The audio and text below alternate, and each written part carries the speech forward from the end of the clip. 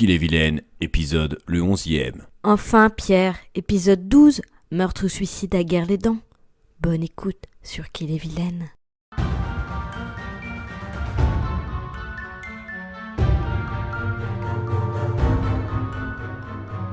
Kill et Vilaine, les histoires cachées qui ont marqué la région et le département, enfin révélées.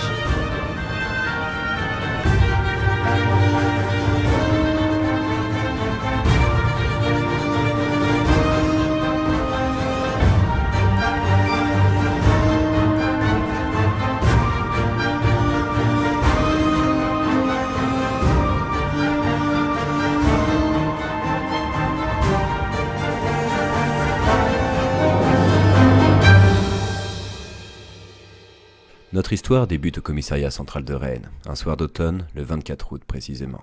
Claude Douglas, confortablement assis dans son fauteuil Chesterfield capitonné en sudine marron, rêvassait devant un épisode d'Alerte Cobra, sa deuxième série préférée après Rex. Il fumait docilement un cigare Havaiana et buvait assidûment son whisky on the rock, quand soudain...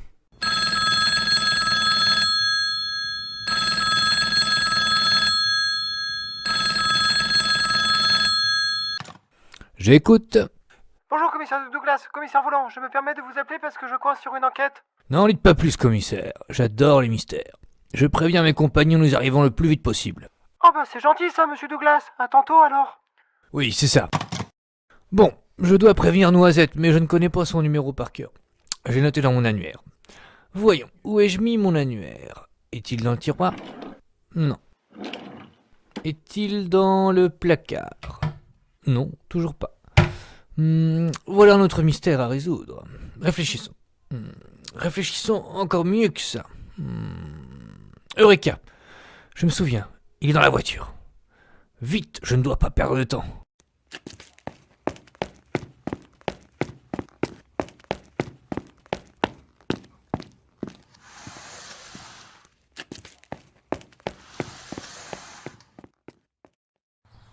Putain, merde, où sont mes clés?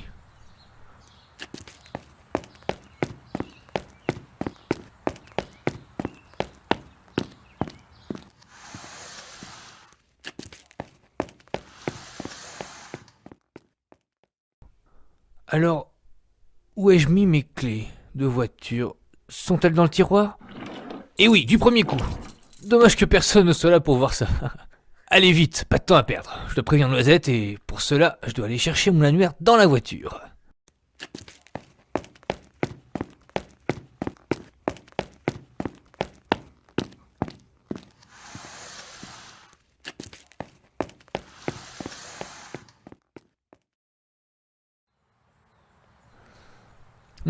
Rien du côté conducteur. Il est probablement dans la boîte à gants. Rien là-dedans non plus, mais où ai-je bien pu le... Ah, le voilà, sur le tableau de bord. Vite, au bureau, je dois contacter Noisette.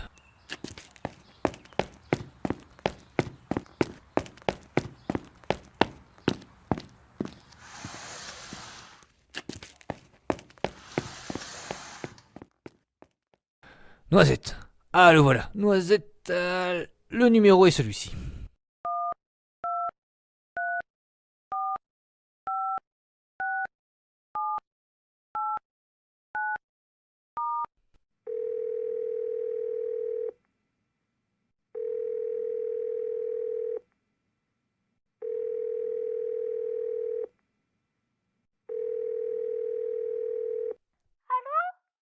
Noisette?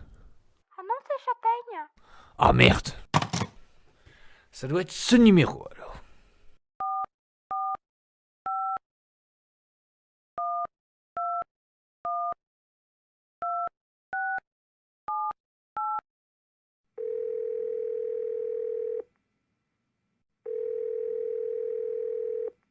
Noisette? Taisez-vous, Noisette, et rejoignez-moi. Nous avons une nouvelle enquête à résoudre. Maintenant, Kevin. Kevin à K comme Kevin. Ah, voilà son numéro.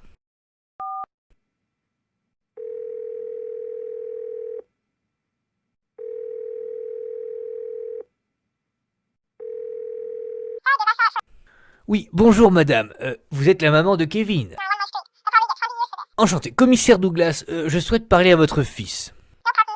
Mort? Déjà? Mais l'épisode vient à peine de commencer. Bon, tant pis, je ferai sans lui. Bon bah voilà, plus qu'à attendre Noisette. Claude retourna s'asseoir sur son fauteuil Chesterfield capitonné en suie d'une marron, tira quelques bouffées sur son cigare, 2 ou 3 par minute, afin de ne pas le surchauffer. Il relança sa série, lappa son whisky avec tendresse et quelques minutes plus tard, le moment tant attendu arriva.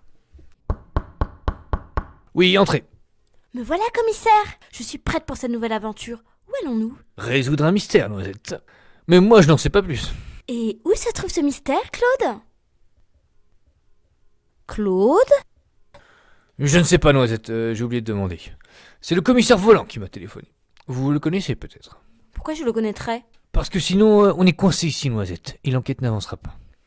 Eh ben, on peut dire que vous t'en avez de la chance, commissaire. Je le connais. Volant des commissaires dans un village près du lac de Garlédan. Très bien, Noisette. En voiture. Direction le lac de Garlédan, alors. Je peux vous demander une faveur, Claude? Rien de sexuel. Non, Claude. Rien à voir. Pourquoi imaginez-vous ça? J'ai eu peur, c'est tout. Parce que vous êtes quand même pas très attirante ces temps-ci. Ah, Que vouliez-vous me demander, Noisette? je voulais savoir si je pouvais conduire pour une fois. Mais naturellement, ma petite Noisette. Tenez, voilà les clés. Et amenez-nous à bon port. Merci, Claude.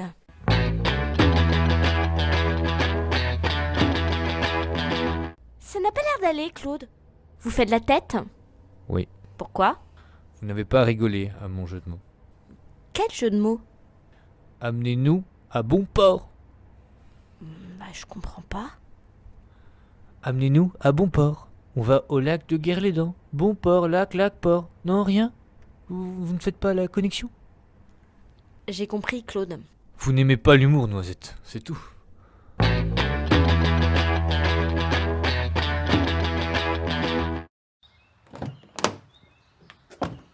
Bon bah, je vous laisserai plus conduire, Noisette. Vous pensez que cet enfant va s'en remettre? Vu l'état du pare-choc, ça m'étonnerait. Mais bon, peu importe. Nous sommes arrivés à bon port, sains et saufs, et nous avons un mystère à résoudre. Le commissariat se trouve juste sur la droite après cette colline. Très bien. Mais mettons l'enfant dans le ravin. Nous préviendrons quelqu'un qu'on s'occupe de lui. Il est si lourd. Nous avons affaire à un petit gros, Noisette. Voilà une bonne chose de faite. Ah, il reste sa jambe. Mettez-la à côté de lui. Et hop! Allez, en voiture, Noisette, c'est moi qui conduis.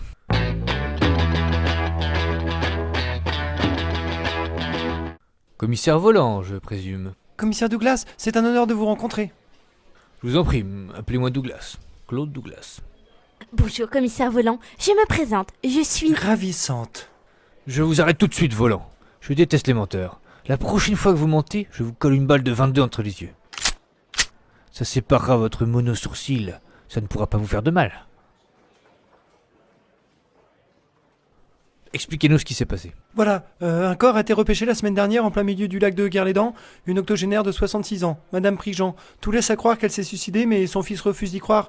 Il demande à ce qu'une enquête soit ouverte. Qu'est-ce qui vous fait penser à un suicide? Elle a laissé une lettre sur le tableau de bord de son bateau. Est-il possible de voir cette lettre? Oui, elle est posée sur mon bureau, juste derrière votre collègue. Noisette, lisez-nous cette lettre. Bien, Claude. Bonjour, je me suis suicidée. Pas la peine d'enquêter sur un possible assassinat puisque je me suis suicidée. Signé Madame Prigent. Qu'en pensez-vous, Noisette? Cela ne laisse aucun doute, la défunte est suicidée. Vous montez trop vite sur vos besognes, Noisette. Oh, que voulez-vous en venir, Claude? C'est exactement ce que l'assassin souhaite que l'on pense. Comment est-elle morte, Volant? Elle s'est noyée avec un parpaing attaché à une corde autour de son cou. Où avez-vous retrouvé son bateau? Dans le port, pourquoi? Et où avez-vous retrouvé la victime? Au milieu du lac. Claude? Vous ne pensez quand même pas que... Si, Noisette, je le crains. À quoi pensez-vous? Le bateau doit avoir un pilote automatique. Sinon, comment serait-il rentré au port une fois que Madame Prigent ait pris son dernier bain? Non, Noisette, je pense plutôt que l'assassin était sur le bateau avec Madame Prigent et qu'il l'a poussé à l'eau. Bougre. Mais pourquoi aurait-il fait ça? Pour la tuer? Oui, mais pourquoi vouloir tuer Madame Prigent? Elle était si gentille. Elle disait toujours bonjour et elle payait son pain avec des petites pièces à la boulangerie. Je souhaite interroger son fils pour éclaircir le mystère.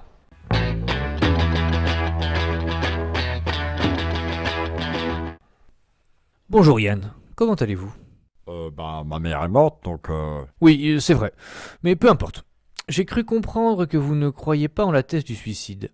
Qu'est-ce qui vous fait dire ça? Je connais ma mère, elle n'aurait jamais fait ça. Elle aimait trop la vie pour ça, vous savez, elle disait toujours bonjour à tout le monde et elle payait même son pain avec de la petite monnaie. Elle avait toujours le compte rond. Vous pensez qu'elles auraient pu avoir des ennemis? Tout le monde aimait bien ma mère, à part peut-être le vieux curé, Gurvan, ou le voisin d'en face, Yves. Ouais, le facteur aussi, il l'aimait pas trop. Gwenin, monsieur le maire, Arthur. Les frères Juel, la Malo et Naël, l'aimait pas trop non plus. La femme à Fabien, Renaël, la petite Candice. Le prof de voile, Lancelot, la boulangère, Gwendoline, le maraîcher, Fernand, et Dédé l'Alambic. À part ça, je vois pas. Peut-être Karine, à la rigueur, elle l'aimait pas trop non plus, ou Jocelyn. Marie-Hélène remarque aussi. Hein. Elle tient le PMU. La sœur Hélène aussi, Mireille, mais elle est en fauteuil roulant. Elle a quitté son mari d'ailleurs, Eric qui s'appelle. Ça l'histoire, hein. Le type lui faisait croire qu'il bossait le week-end alors qu'il allait chez Sylvie pour faire vous savez quoi. Hein. Tout le village était au courant, hein. Même Jean d'ailleurs. Ma mère, elle appréciait pas Jean. Et c'était réciproque, hein, croyez-moi. Hein. Mais ma mère, elle était gentille comme femme, je vous dis. Elle s'entendait bien avec tout le monde. Et la maîtresse d'école? Y a pas d'école ici, monsieur le commissaire. On est un petit village de 25 personnes. Enfin, 24 depuis la mort à maman. De maman. Noisette, un peu de respect. Pardon, Claude, c'est plus fort que moi. Je supporte mal les fautes de français. Bon, merci, monsieur Prigent. Vous pouvez rentrer chez vous. Nous allons enquêter. Nous reviendrons vers vous quand nous aurons coincé le meurtrier. Ou la meurtrière. Merci, hein, monsieur le commissaire. Eh ben, ça en fait du monde à interroger. 24 personnes au total. 23, Noisette. Je ne pense pas que le petit gros s'en soit sorti. Ah oui, je l'avais oublié celui-là. Allons près du lac. Nous y trouverons peut-être des indices.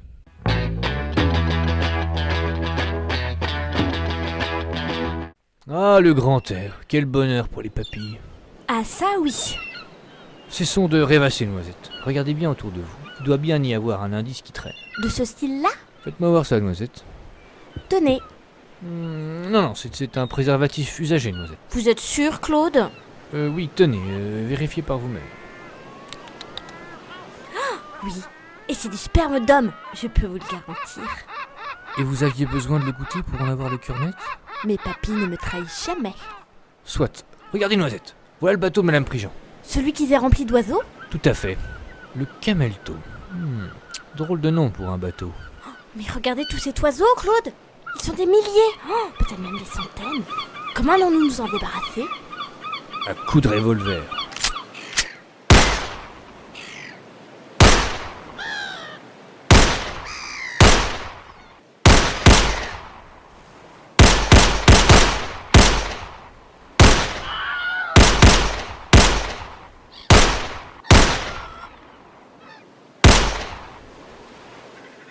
Allez, montons à bord.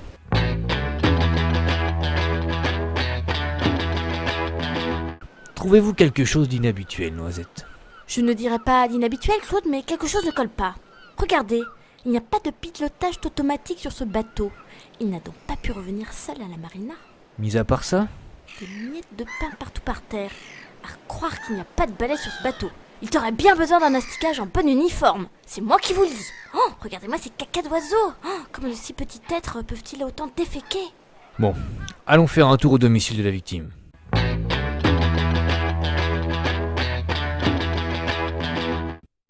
Mon Dieu, Claude, j'ai rarement vu un intérieur aussi. Vous perdez vos mots, Noisette? Non, mais j'adore tous ces posters de Colin O'Donoghue, regardez. Celui où il porte un col roulé noir qui lui cache la partie inférieure du visage et a le menton posé entre ses mains. Il était signé pour Madame Prigent, signé Colin O. La vénarde. Regardez, Noisette, sur le mur. Mon Dieu, c'est du sang. On dirait bien. Bien fait, vieille croûte. Qui t'a bien pu écrire ça? L'assassin, Noisette, l'assassin. Mais avec le sang de qui? T'attendez. Mais que faites-vous, Noisette? C'est du sang de goéland. Vous pouvez distinguer le sang au goût? Oui, et il me reste encore plus d'un tour dans mon sac. Retournons au bureau. Nous devons procéder aux interrogatoires.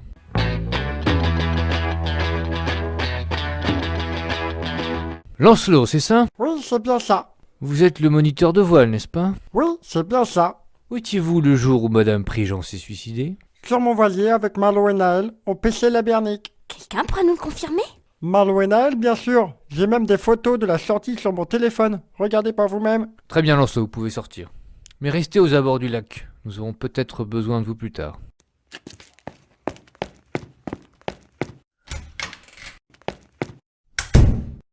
Vous le pensez innocent, Claude? Il a un alibi en bitume, il dit vrai. Allons nous aérer l'esprit. Cet interrogatoire m'a donné soif. Direction le PMU. On y apprendra sûrement quelque chose. Les gens parlent là-bas, Noisette.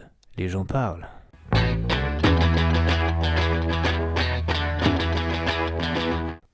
Un lait frais, s'il vous plaît. Un whisky on the rock. Et j'aimerais vous poser une question, madame. Vous pouvez m'appeler Marie, commissaire. Bien, Marie. Avez-vous entendu ou vu quelque chose en rapport avec la mort de madame Prigent? Vous n'avez pas eu l'Ouest France du jour, commissaire? Il y a une lettre du tueur qui a été publiée. Vite, Noisette, passez-moi l'Ouest France. Là, juste derrière vous. Tenez, Claude. J'ai tué mamie. J'ai tué mamie. Et jamais vous ne me retrouverez. Cela ne nous avance pas à grand-chose. C'est peu de le dire, Claude. C'est quand même une drôle façon d'écrire mamie, hein, qui écrit ça M-A espace M-I-E. Marie, Commissaire? contentez-vous de servir des verres et fumer des clopes. Mais ne venez pas nous importuner quand nous travaillons. Maintenant disposez. Noisette, nous retournerons au bureau. Nous allons interroger Gurvan, le vieux curé.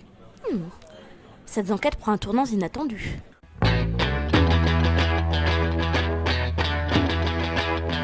Où étiez-vous le jour où madame Prigent s'est suicidée, monsieur le curé? Avec le petit Erwan. Peut-il le confirmer? Malheureusement, non. Il a été retrouvé mort au fond d'un ravin cet après-midi. Une jambe en moins. C'était un enfant si gentil. Un peu gros, certes, mais très gentil. Très, très gentil. Je l'aimais beaucoup. Encore un meurtre? Aurions-nous affaire à un tueur en série? Allô? Mon Dieu! Un corbeau! Oh, cette affaire devient palpitante! Que veux-tu nous dire, corbeau? Parle!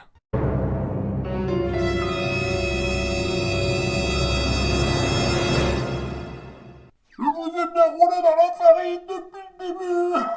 Elle méritait, la vieille. Que veux-tu dire par là, corbeau? Elle a payé la monnaie de sa pièce. Elle a payé la monnaie de sa pièce. Payer la monnaie de sa pièce, la monnaie de sa pièce.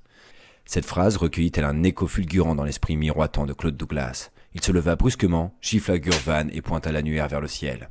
Eureka, Noisette! Allez chercher le commissaire volant, j'ai résolu l'enquête. My God! Vous êtes vraiment au top du top, Claude!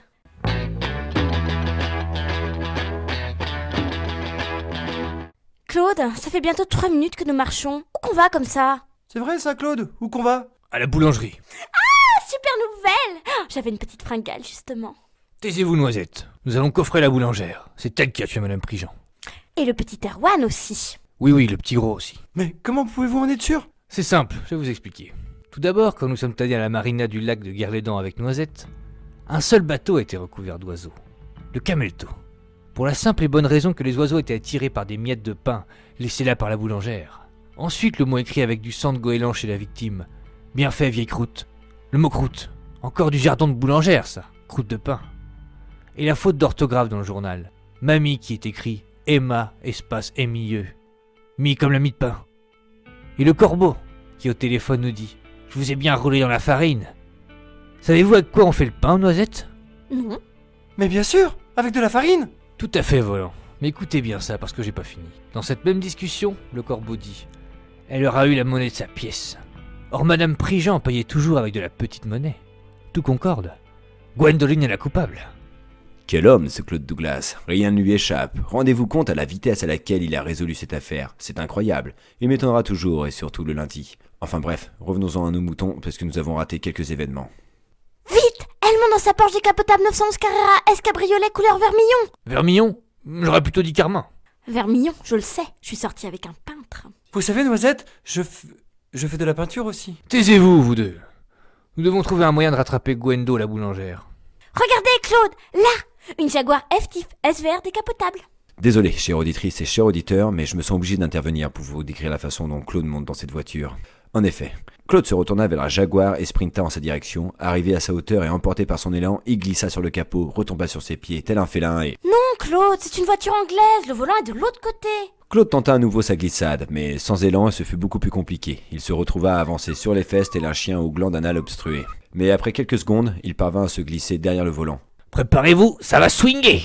La course-poursuite prit place dans le bourg. Les deux bolides semblaient inarrêtables, tels deux félins devant un bouchon en liège accroché à du fil de pêche. Les pilotes avaient dompté les fauves et rien ne pouvait les arrêter. Les pneus grinçaient à chaque virage au point de réveiller Toutatis, qui, dans une colère folle, couvrit le ciel d'un épais voile noir électrique. La foudre frappa l'asphalte au rythme des moteurs dont le chant se confondait avec le tonnerre. Ça sentait bon le bitume mouillé.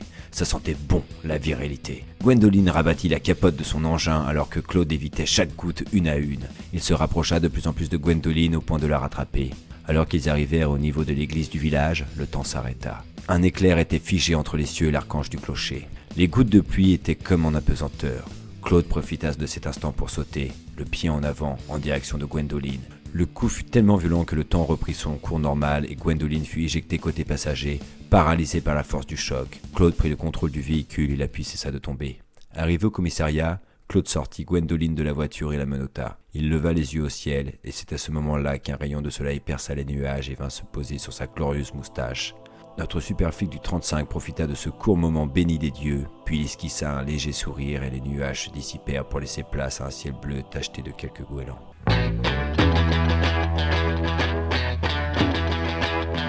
Répondez, Gwendoline. Vous êtes cuite, bordel. Pourquoi avez-vous tué Madame Prigent? Jamais je ne dirai quoi que ce soit. Peu. Oh mon Dieu, elle vous a craché au visage, Claude. Mon Dieu, que faites-vous, Claude? Fallait pas me cracher dessus.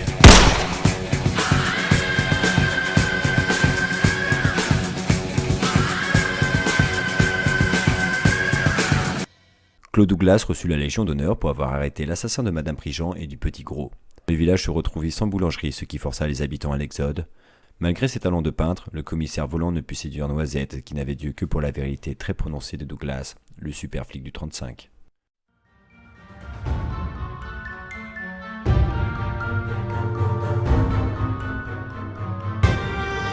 Eh bien, mon très cher Pierre, quelle histoire incroyable, L'histoire est époustouflante, rayonnante, ravissante, fascinante, clairvoyante, affriolante, charmante. pendante. On va s'arrêter là, Dominique. En effet, Pierre. Bonne soirée. Vous aussi, Pierre. À bientôt sur Qu'il est vilaine.